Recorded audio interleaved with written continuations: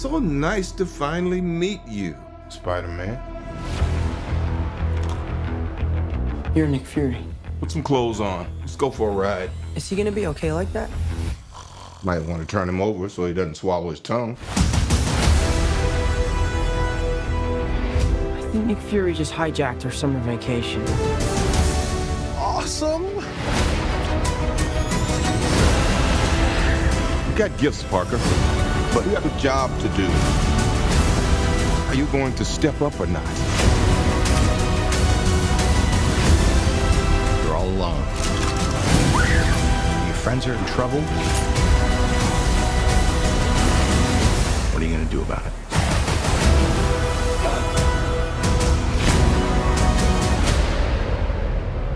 You don't want any part of this.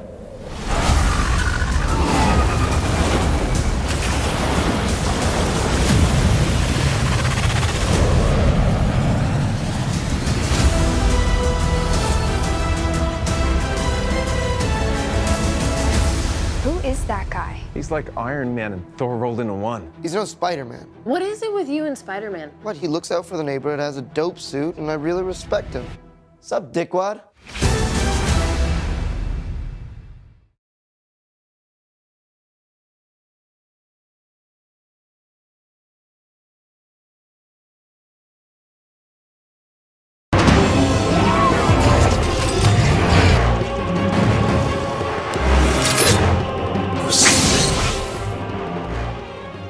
What is good, YouTube? Warstu here with a video on the Spider-Man Far From Home movie, which is coming out July the 5th, 2019 this year. So a very frequent question that is asked is, yo, Warstu, when is Spider-Man Far From Home set? Is it set before Infinity War, after Avengers Endgame? I'm going to break it down for you. I don't really understand why people don't believe it's set after Avengers Endgame. So let's break it down. So the producer of Sony is called Amy Pascal.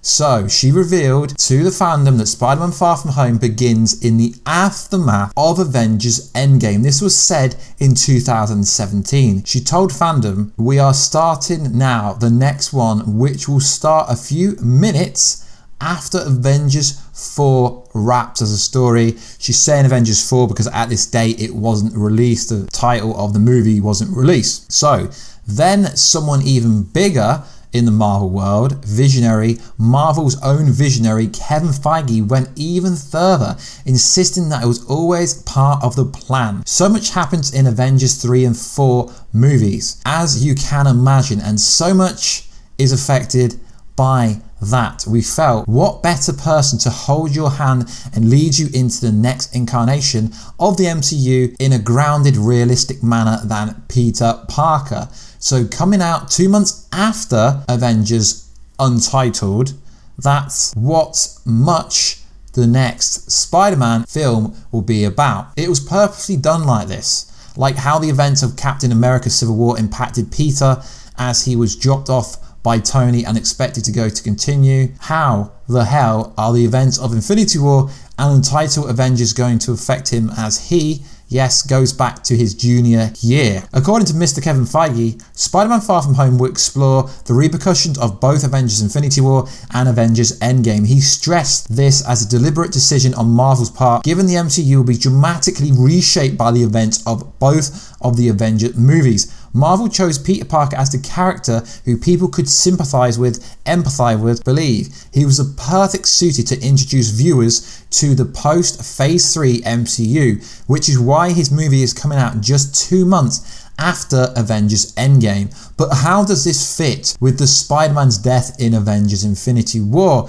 Now, there is the pretty awesome theory going around that Spider-Man is set before Infinity War but after Avengers Endgame. No, Amy Pascal and Kevin Feige literally squashed this. Now, I know what some people have been saying to me, but Warstu, they said the title had never been said in Avengers Infinity War. Yeah, of course they had to do it. It wasn't really lying. They're not going to ruin the marketing plan that Disney and Marvel's massive kind of magician marketers are come up with. So of course they had to mislead you in the title, but they're not misleading you into thinking Spider-Man Far From Home is set before Avengers 4. That just makes no sense to anyone. And also, if that wasn't enough evidence for you guys, in the first official Spider-Man Far From Home poster, it even says arrived 24th of July 2019 in Berlin. As we know, he will be exploring many different places around Europe, including London and other places like that. So this is pretty awesome, right? Arrived 24th July 2019. The movie comes out the 5th of July 2019, so it's almost set in real time. So guys, there's so much evidence out there. I very much doubt that Marvel are lying to us about when Spider-Man Far From Home is set. Do you really think they're going to set the Phase 4 in the past? Yes, I know we're going to get in some prequel movies like Black Widow, but that's not the first one. Spider-Man is obviously a key part of Phase 4. He's going to be one of the faces of Phase 4, because otherwise, why would Marvel and Kevin Feige think who better to empathize with other than Spider-Man? Now, I know everyone says there's a lot of spoilers inside Spider-Man Far From Home's first trailer, but realistically, guys, there's absolutely nothing in the trailer that gives away so much. Obviously, he's going to have post-traumatic stress disorder, but they're not going to show you that in the trailers. Trailers are generally misguided, misleading. Obviously, we here at Team Warstu can't wait to go watch Spider-Man Far From Home. But guys, I've had so many questions about when is Spider-Man Far From Home set, and it's been out there for such a long time, since 2017 when Amy Pascal said it. Kevin Feige keeps repeating it, that it's set after Avengers Endgame, so why would we not believe him? So guys, there's a massive spoiler being revealed. Well, it's not really a massive spoiler, but some people might take it as a massive spoiler, so careful for spoilers if you don't want to know, because this does coincide with a lot of the Spider-Man Far From Home and obviously the Spider-Man field trip leak, when it said that a returning villain is gonna be returning to the movie. So here's a massive spoiler, Vulture will be returning in this movie. So Deadline is reporting that none other than Michael Keaton, who played the Vulture, who was the main villain of the first Spider-Man movie, is returning.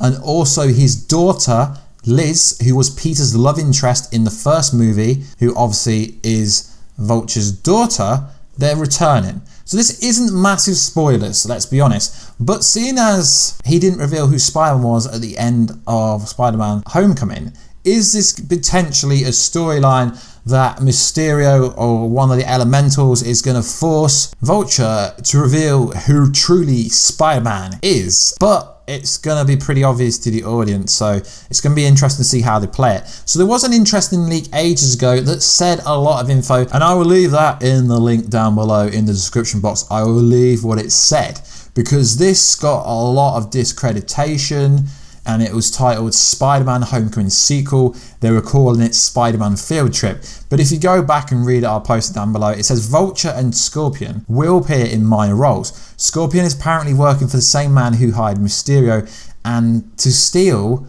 Stark's creation, and they attempt to get Vulture to betray Spider-Man's identity to them. So that part could be spot on. They got everything right. It says Mysterio employer is apparently a major villain from the comics who will be prominent in the Spider-Man movies going forward. No word on who he is yet, but he will have a minor appearance in this movie. Marvel and Sony are eyeing up at A-list casting, won't be officially announced, supposed to be a surprise twist. And then this says yes, they are building up the Sinister Six, but there's no guarantee for a potential third movie in this series. But it's kind of interesting, because you got to think the Avengers Tower that Tony Stark sold, who did they sell it to?